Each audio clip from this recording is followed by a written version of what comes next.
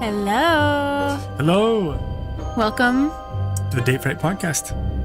I'm Leonna. And I'm Quinn. It's been a while, guys. It's been a month. Whoops. Yeah, that's our bad. We are going to be being more steady with our output. Yeah, we're just working out the kinks. Yeah. We are people with lives. We are people with lives. With full-time Speaking jobs. of, we had kind of an exciting weekend. We did. Yeah. We did. We went away for the weekend. It was nice. It was really lovely to a little Little vacay. Swedish resort thing. It was really fun. Not in Sweden. Yeah, we had a very late Valentine's Day Yeah. getaway. It was fun. So fun. We both got piercings this weekend. We did. I'm not going to tell you where, but yeah, we did. And we'll move on. Cheeky. Housekeeping. I mean, have you been enjoying any books or podcasts lately? I have. Okay. I actually just finished the latest Stormlight Archive book. Ooh, I haven't read that yet. Brandon Sanderson, you gotta read him. I know, I do. But I just started the Throne of Glass series. Ooh, okay. And do not spoil it for me, anyone out there. But I am starting with Assassin's Blade. So all of you that want to start that way, stop yelling at me, because I promise. Spoiler free in the comments. Spoiler free in the comments, please. I don't want We to. do read your comments. Yes, we do. So, yes.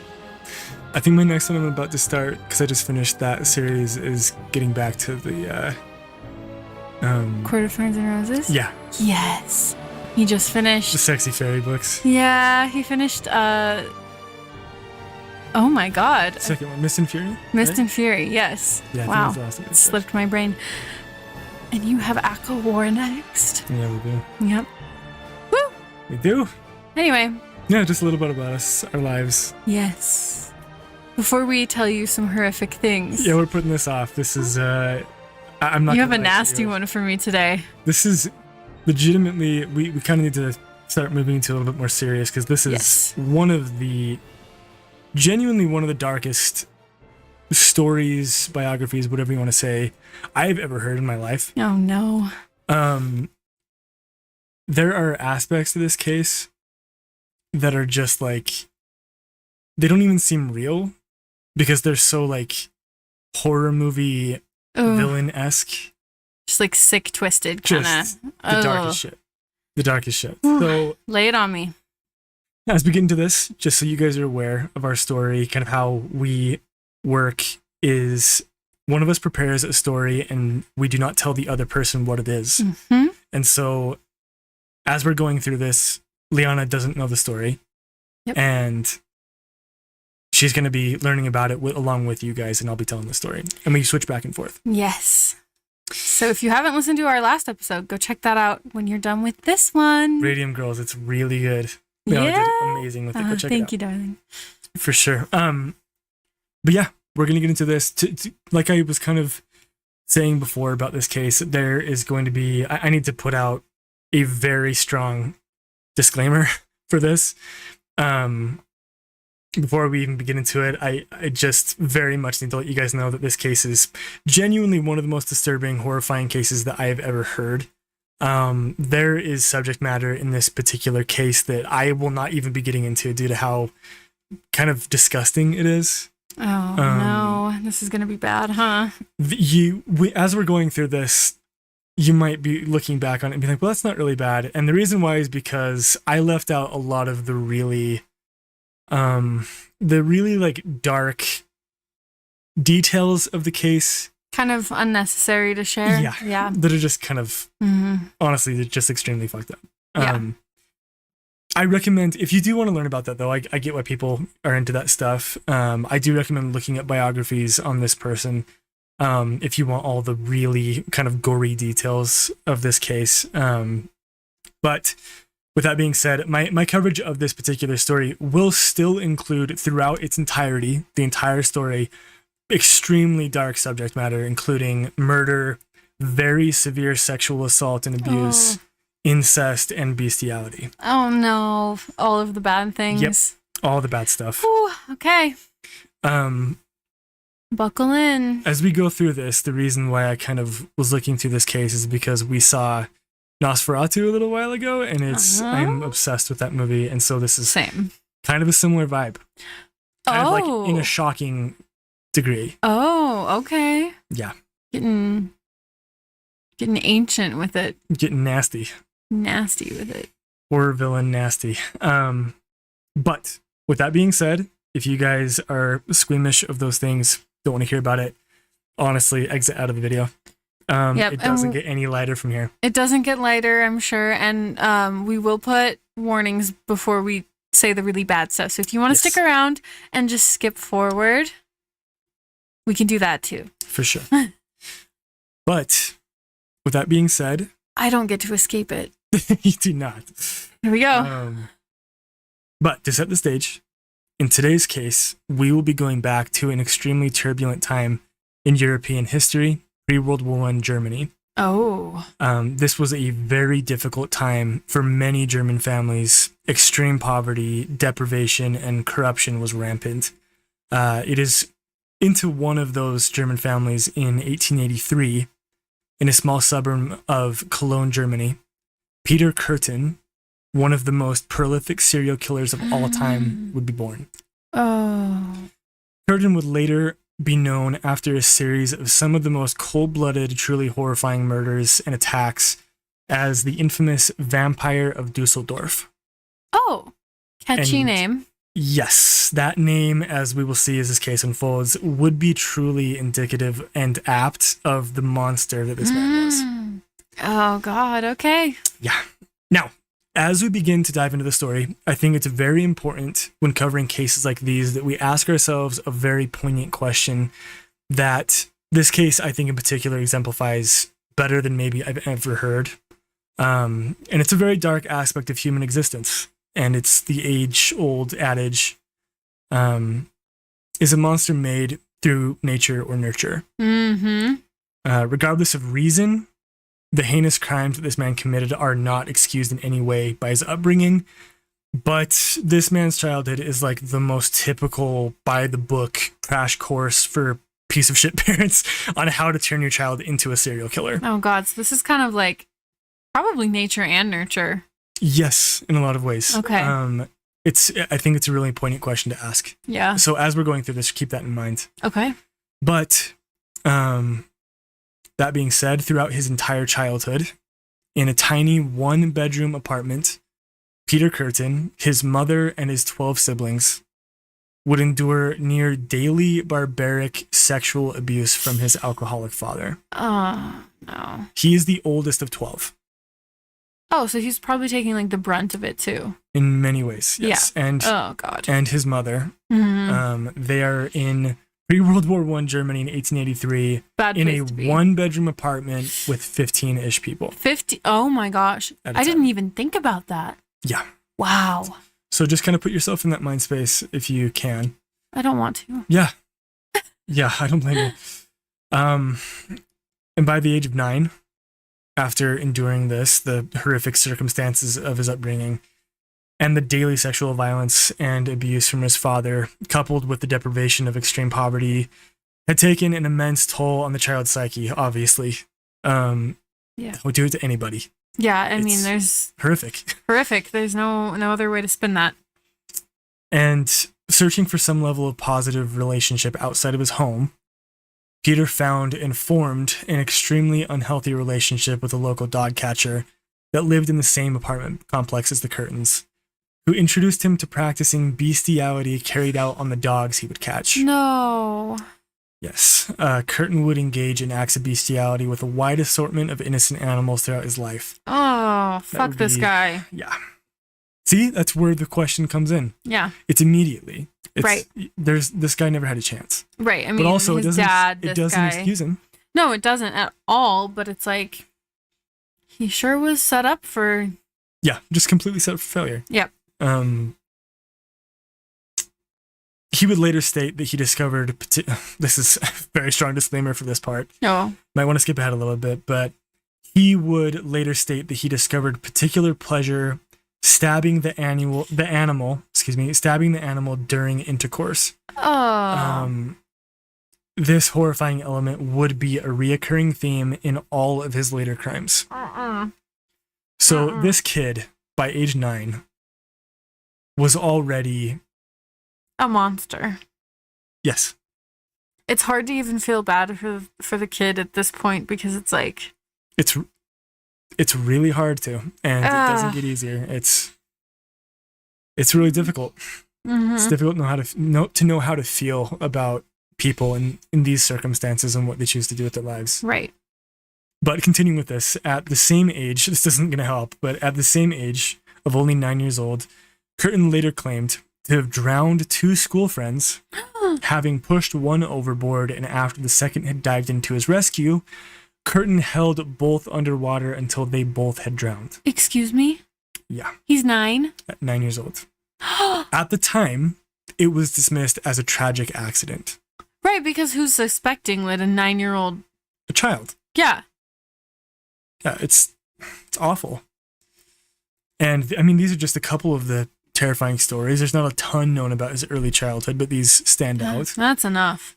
And as you can imagine, at the age of 16, by the age of 16, Kürten had begun to turn to petty crime and to run away from home to escape the violence of his father. Shortly after this, his father would be arrested after Kürten had turned 16 and he had run away from home. His father would be arrested for incestuous relations with Peter's 13-year-old sister and was jailed for 3 years. I mean, he did it to 2 of them. Who's to say he didn't do it to all of them? Right. Yeah. That's horrifying. I feel bad for all of the other kids. Yeah. And for what happened to Peter when it happened. But everyone still, involved, yeah. Yeah. It's just... I don't feel bad for him for the choices he made, but... Yeah. It was at this time, there are some sources that say that during this time, Peter's mother actually left his father after he was sent to jail. There's not a lot of information on it, but it's, this is pre-World War in Germany. There's not a lot of, I wonder if she just like left the kids. I don't know. Who knows? Oh my gosh. But due to Kürten's petty crimes and misdemeanors that he was involved in at around the age of 16, he would soon follow his father to prison on one of many short sentences that he would accrue over the following years. Oh. It was during these sentences in appalling prison conditions that Kürten would transfer his sadistic tendencies from animals to humans. No. With each sentence served, Kürten's hate and anger for society grew. During his extended stays in solitary confinement, Kürten began to grow a fascination for brutal sexual acts, so much so that he would deliberately break prison rules to ensure that he would be punished with maximum time in solitary confinement in order to indulge and play out his sick fantasies. No. Peter, what are you doing? You disgusting fuck. During his periods of release from prison, Kürten would be responsible for various assaults. On May 25th, 1913, Kürten would enter the home of the Klein family, where they worked in their pub, and murdered 10-year-old Christine Klein. No. Yes. While her parents were working in their pub below, he snuck in and killed her. And this is one of the times in this case that I am not going to discuss some of the really just horrific shit. Like you don't want to get into the details. No.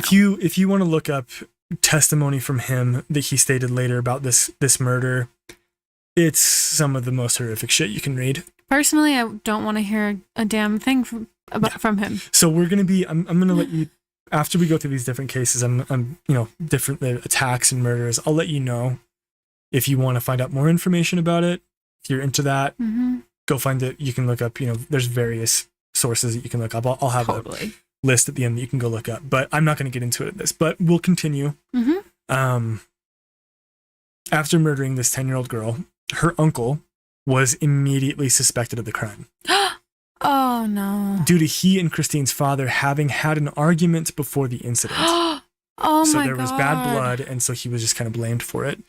Kürten returned to the scene of the crime the very next day and became enthralled by the fear and pain that he had caused the family and the locals. Are you fucking serious? Yeah, especially when the nature of the sexual assault was revealed. Why do these sick fucks do this? It's like they get a thrill out of being involved and seeing people suffer. That is the name of this monster's game. Yeah, it's like...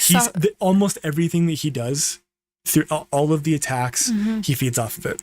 This man's a monster. There's no other way to put it. Yeah, no other way to put it. And it seems like the act itself is only part of the thrill for people like this. It's like the aftermath is another part of it.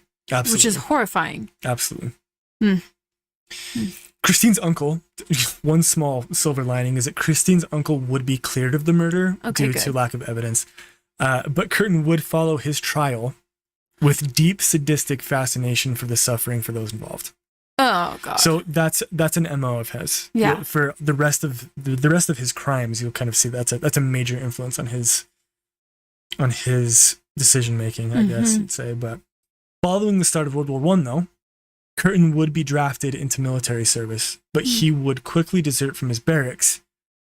He was quickly captured and jailed until 1921, which was the longest sentence he had received up to that point. And during this time, his rage and hatred for his perceived injustice of society intensified. The reason for this, not just desertion, was also that he was caught committing arson, which will be a continuing thing as well. He was he was an arson. He was an arsonist. So yeah, they usually are. This he was just a kind of typical hate society. Hates anybody in charge. Right. And, hates authority, thinks he's smarter than everybody else. And how much of that stems from his father? Right. It makes you wonder. Also, I just realized, and we did not plan this, our cases are really similar in the time period. Yeah, similar time period. Yeah, that's cool. There's a lot of interesting stories from this time period that I don't think get a lot of light.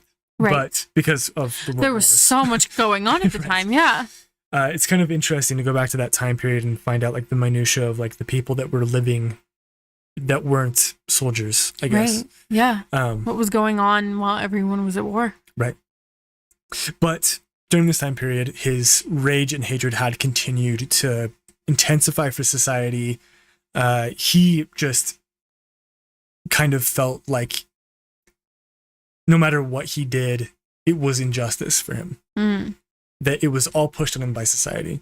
But after his release from prison, he would move to Altenburg, where he would meet and marry a former prostitute who had been jailed for the murder of her former fiance. So 2 peas in a pod. Basically. Oh, interesting. This is very interesting, is that he actually spent the next 4 years of his life working as a molder, his father's profession, which is interesting, and living under a slight sheen of normality. Okay. For 4 years, he kind of was just like, all right, I met this lady. I'll keep up my ruse of normalcy while, for some reason, following in my father's footsteps. Exactly, right. Weird. This was short-lived, obviously, yeah. As Kürten had found himself unable to be drawn to Dusseldorf, the site of his crimes. He quickly relapsed back into his sadistic tendencies and would return to committing petty crimes, which then quickly escalated to arson attacks, and then again to the sexual assaults of 4 people up until 1929. 4? 4 people at this point, yes. One of these victims, Maria Kuhn, would survive. Hell yeah, girl. Yes, hero.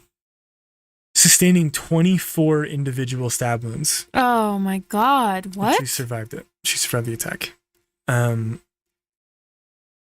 Again, there is more information on these attacks that is just extremely brutal. Now, this is dark, but I had this explained to me one time when I was listening to a podcast. For the listeners, because 24 times, it's a big number, right? To actually think about how long it takes to stab someone 24 times, Right. just make a stabbing motion. Do it 24 times. Right. And like, that's so overkill. You can understand the animalistic nature of these things. Right. It's like, but it's insane. Yeah, literally. It's horrifying. It is. And that kind of puts it in perspective for me to just be like, oh my God. Yeah. thinking about how many times. And thank God Maria lived through that. Yeah, I mean. But, keeping that horrifying aspect in mind, his next victim would be 9-year-old Rosa Oldinger. No. On February 9th, 1929, she was stabbed 13 times. Again, disclaimer, she was brutally sexually assaulted. Oh, and no. Kürten would light her remains on fire in an attempt to destroy the evidence. He's a monster. Yes. During this time period, I think it's really important to remember that the police have a lot of differing statements about these attacks. Mm-hmm. There were beginning to be rumors at this point of the victims being drained of blood, which is kind of where this man gets his Vampire of Dusseldorf title. Okay, what is this about? It sounds wild, right? Yeah. It sounds ridiculous. He would later admit to drinking the blood of his victims. He would do it. Excuse me? Yes. Yeah. What? So this man, the depths of depravity. He's everything bad. He's Just wait. Oh, okay. Rosa, 9-year-old Rosa, was the first of a shocking number of victims. Over the next 15 months, that would include young girls, women, and also men. A mechanic by the name of Shear followed 5 days after Rosa. Oh. Kürten would return to each of the crime scenes in order to relive them. Of course he would. Like he did earlier. Yeah. He would even speak to detectives at the site of the murders. How did they not catch on that this guy keeps showing up? You'll see why. You'll see, it's very interesting. By this time, the German press were covering these attacks extensively. The rumors going around were, obviously horrifying. Yeah.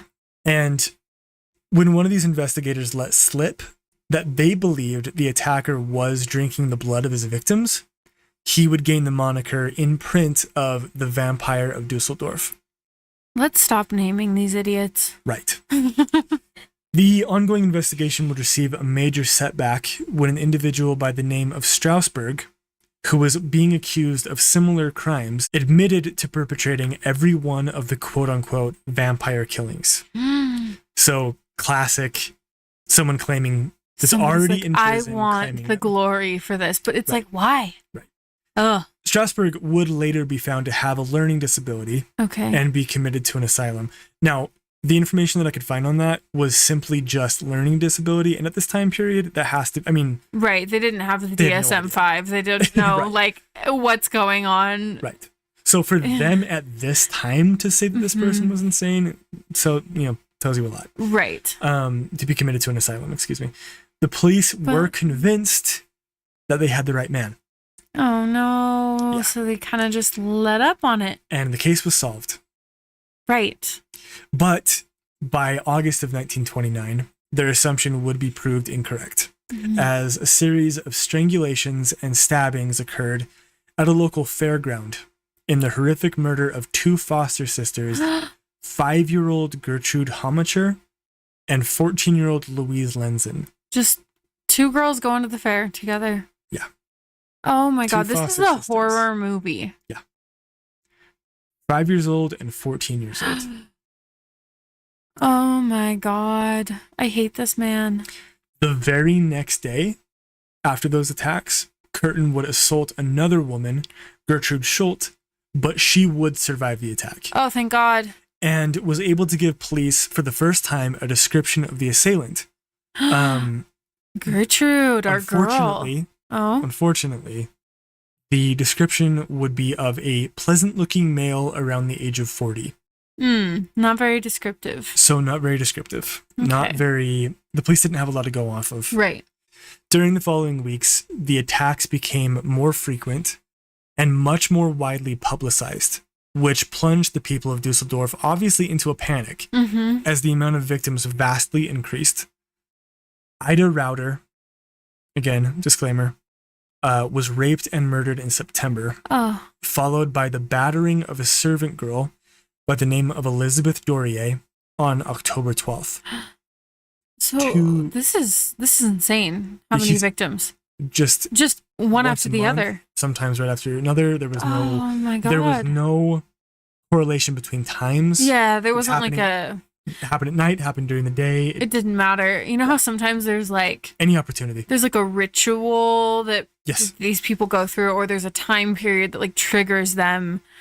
Usually you'll see like, oh, a year goes by before they do the next one, but this guy's just Right, like kind of like in the case of Jack the Ripper, where every single murder happened at night, right. as far as they know. Yeah. This was different in that it was sporadically, any Anytime. time of the day, Wow. midday could happen, anytime. Obviously, I mean that's incredibly panic-inducing for the people.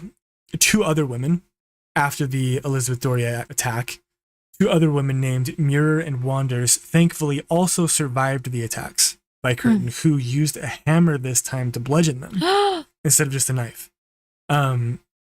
Which is interesting because he did switch up his murder weapon. Right. And so... But I don't think this guy cares. I don't think he has like a... Yeah, he's just a monster. Yeah. Whatever's available. An MO or anything. He's but just... for the police, I mean, you can see how this would be difficult. Yeah. Because this person is attacking with a different weapon now. Right. Thankfully they survived them, but the very common and nondescript appearance of Kürten made it very difficult again to narrow down the police's list of suspects. Is this just like an incredibly generic looking white guy? Yes. I'm going to look up a picture of him. Yeah, when I would recommend looking up a picture of him, he looks like a man from this time period. He just looks like a generic white guy. Yeah, which is so hard for police to find. As she said, kind of pleasant looking male around the ages of 40. I forgot his first name. No, you're good. Should be forgotten. Oh, just the most miserable looking mayonnaise man I've ever seen. Kürten would later say, during this time period, that he enjoyed the mass hysteria and terror ferociously and fed off the press's attention so much that on November 9th, 1929, he would go as far as to send a local newspaper a map that detailed the position of the body of his latest victim, Gertrude Alberman, a 5-year-old child. He's like the original, like, let me get involved with the reporters, like, kind of very Zodiac-esque in that sense. Wow. Yeah, it's horrifying. Yeah. Kürten's attacks would continue into winter and passed into the spring of 1930, but none of these attacks were fatal, which is interesting. Yeah, that's super interesting. It's interesting, but it also only served to heighten the horror of the people of Dusseldorf. Right. It was also at this time that the full effects of the Great Depression were hitting the terrified populace of Germany full force. This and the police's failure to catch the killer only added fuel to the fire of the widespread condemnation of the authorities at the time. It was during May of 1930 that the start of the chain of events that would lead to Kürten's final capture would take place. Thank God. Kürten would meet a young woman by the name of Maria Budlick, offer her employment and a place to stay, hoping to lure her into his apartment to rape her. Disgusting. When she refused, he agreed to find her somewhere else to stay, but on returning her to the local train station, he took her into the nearby forest and raped her before finally letting her go. Oh, he just let her go? Let her go. Just like, I'm done? I don't know. It's an interesting case study because it seems like he started kind of tapering off. Right. In a weird way. Yeah, I mean, it went from murders fatal. of children to attacks that weren't fatal, many attacks that were not fatal, and then finally this last case with Maria Budlick, who thankfully, I mean, it's hard to say thankfully, she was raped. Right, I mean, it's horrifying. But she did escape with her life. And he let her go, which was interesting. And, she was imperative to him being captured, which is incredible. But what's really fascinating about this is that recognizing that he would finally be caught for the rape of Budlick, knowing that the police were searching for a man of his exact countenance and would have his identity. Right. He devised a plan to ensure that his wife would have financial security after his arrest. Where has she been during all of this? This is, yeah, apparently completely unaware. Apparently. He confessed to her that he was the so-called Dusseldorf vampire and detailed all of his many killings and attacks. That has to be the most horrifying conversation. Can you imagine? No. I mean, to be fair, this is a woman who was jailed for She also murdered her. fiancé. Yeah. But if you came to me and were like, hey, by the way, This is what I've been doing lately. I'd be like, This little project. I don't even know what I would do in that situation. Yeah. I would be like terrified for my own life. Right. Right. Like, why are you telling confessing me? this? Yeah. Exactly. Oh my God. I'm the next victim. Yeah. Yeah, it's horrifying, but Ugh. in this case, that wasn't what's happening. Right. He insisted to her that she would be paid a large reward for turning him in. To the police, and on May 24th, 1930, Frau Kürten reluctantly took her husband's advice, took the police to their designated rendezvous site at a local church, where Kürten quietly surrendered himself. I wonder, I mean, with her being oblivious, if she even thought he was being serious. Like, if there was some level where she was like, I can't believe this. Because how could you believe that? I don't know. And Right. what's fascinating about this is it's like you marry someone and for 4 years, you live a relatively peaceful life. And like a very close life, like in proximity to each Right. other. Yeah, you're married. And then after 4 years, your partner just starts to dissolve, I guess. Drops a bombshell on you. But you don't know Right. until they admit it to you, Right. which is fascinating. Like, how do you not? I guess maybe it's People like this are so good at flipping the switch, though. That's the thing. It's like they're not going to show signs of this to people close in their life because they are so good at pretending. right. That's their whole thing. Exactly. Hmm. Once in police custody, Kürten would provide a horrifyingly detailed account of his string of crimes to the distinguished psychologist Professor Carl Berg, who later published Kürten's confessions into the book titled The Sadist. I don't know if you've heard of it, but it's a I pretty have famous not. book. Okay. Basically, it's a psychological report on sadism Yeah. in people. This man was kind of the building block for that. A lot of the psychological information we have now is based off of this man. Well, that's fascinating. In a series of chilling admissions, Kürten claimed to be responsible for perpetrating, wait for this, 79 different acts of crime in total. How did he even keep count at that point? 79? You'll see. All of which he went to great lengths to convince the police of his guilt in hopes that his cooperation would ensure the financial benefit for his wife.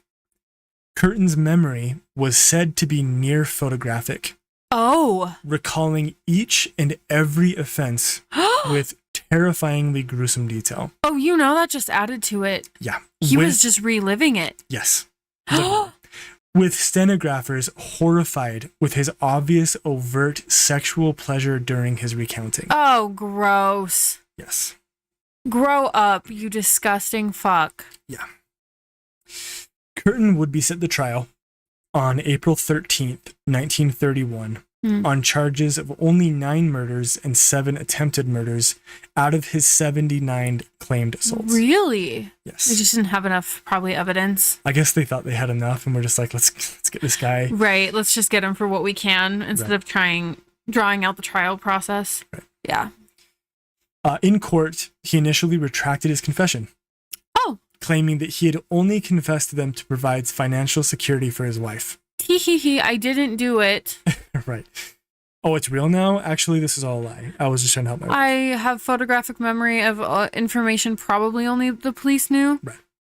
However, after extended questioning by the magistrate and a large array of evidence, he would eventually admit guilt while under interrogation. Mm-hmm.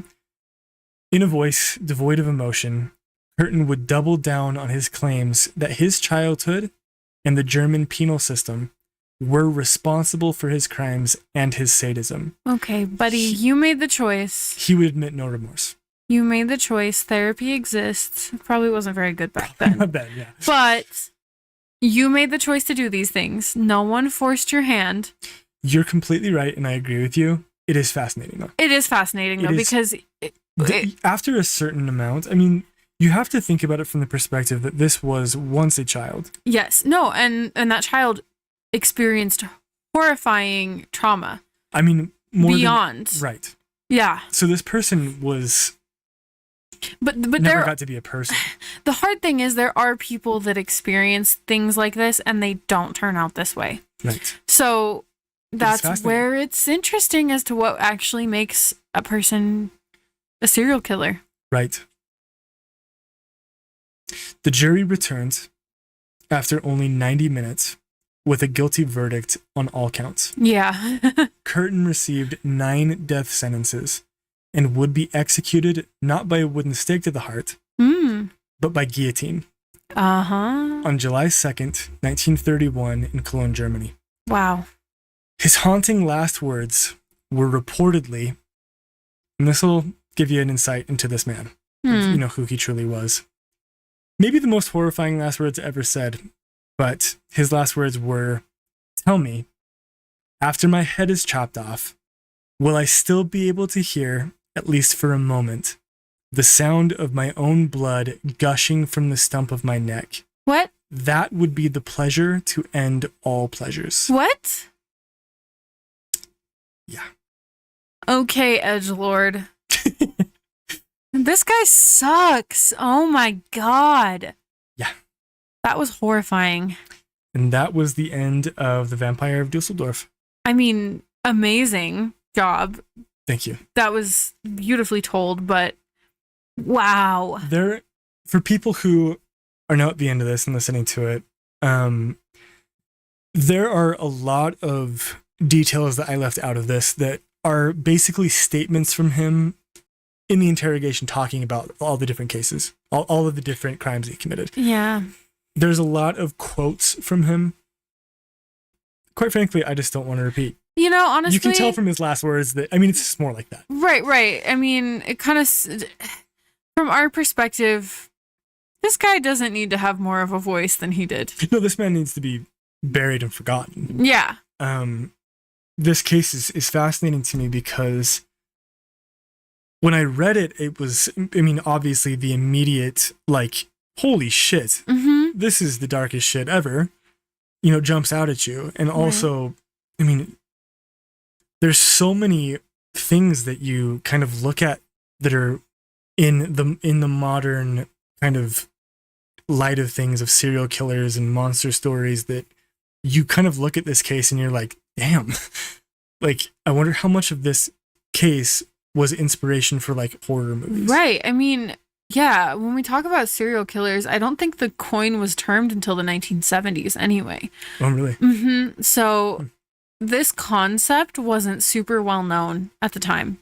Right. Yeah. And so, I mean, the 1900s, you're probably thinking like, who is this monster doing these things? Right. Like genuinely, truly a monster. Right. And they weren't far off. And honestly, I'm so glad some people made it out of this alive. And to the ones that didn't, it's so horrifying that was their end. Absolutely horrifying. But yeah, that's the case of Peter Kurten. Maybe a story better left untold in some ways, but I think there's fascinating elements to this that you can look back on. But my goodness, to lighten the mood, it's raining outside here. Ooh. Wow, I just heard it. That is nice. Yeah. Wash away this nastiness. We've got incense burning in here to kind of clear the energy a little bit, and we need it. So I guess we'll kind of leave you guys on that note then. Yeah. Thank you guys for listening. Thank you so much. Appreciate it. This is a really dark one. It was my first one, and I promise my next one will not be as harrowing. You did an incredible job. Thank you. I have a little bit of a lighter story for you guys next time, so... Which will be coming up quick. We're going to be delving into some cryptid talk. Yes. Yeah. We've been kind of doing historical stuff, but we're going to be kind of moving all around. We want to jump into some supernatural stuff. Yeah, some ghostly things eventually. Yeah, some disappearances. Yeah. We want to just sprinkle and dip our toes into every little thing. Yeah. My next case that I'm going to be covering, just to have like a little like sneak peek for you guys actually involves my own family. And it's kind of a well-known case in the state that we're from. But some of my family members were actually a part of it. Oh my So god. I'm excited to write that one because it'll have some familial elements to it. Oh, that's gonna be good. I'm so excited. I am too. But thank you guys for listening. Yeah, thank you so much. That was, I can't say it was fun, but Not fun, but at the end. we're happy we all made it through together. Make sure you are following and liking our page. We have social media. It's Date Fright Podcast on everything. We kind of post like audio clips from the show and different things. If you want to catch up with us, we'll be posting some stuff from We'll post some everyday life. pictures as well from the cases, everyday life. And make sure you're commenting on these videos and rating and following. Yeah, let us know if you guys have anything you want to hear us cover. Yeah, let us know about them. We're happy to take suggestions. We're happy to take feedback. If there's We have anything- some suggestions from friends that we're going to be going over soon too. So yeah, leave comments. Yes, and who knows? We have talked about doing like reader stories. Yes. So we have our Gmail linked in our bio. Yeah, send us your stuff. Send us your stuff. If you have things that have happened to you and your family, ghost stories, relations to true crime events, please send them. We're thinking of doing like a reader send-in feedback episode every once in a while. Yeah. So send those in and we'll compile them and read them on an episode. Yeah, and let us know if we can use your name, and if not, that's okay. We can change names or anything. Absolutely. Yeah. All right. Yeah, thank you guys. Thank you. We will see you the next little while. Goodbye. Bye.